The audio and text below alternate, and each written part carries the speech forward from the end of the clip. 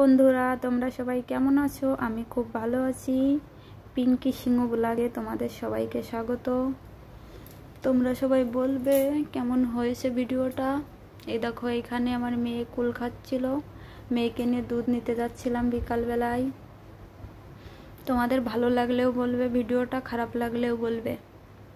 আসলেই অন্য অন্য লোকেদের মতো আমি এরকম ভালো করে কথা বলতে পারি না, যেরকম পারছি সেরকম বলছি।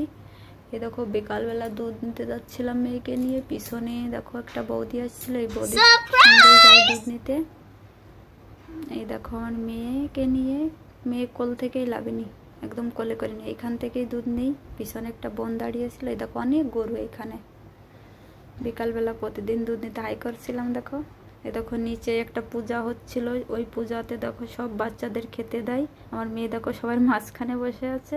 এই দাদাটা মেয়েকে টাকা দিচ্ছিল, দেখো নিয়ে সঙ্গে সঙ্গে প্লেটে রেখে দিয়েছে। দেখো আমার মেয়ে, দেখো মেয়েকে দেখো পাটা দাবিয়ে দিচ্ছে, বৌদি চুপ করে বসে আছে একদম।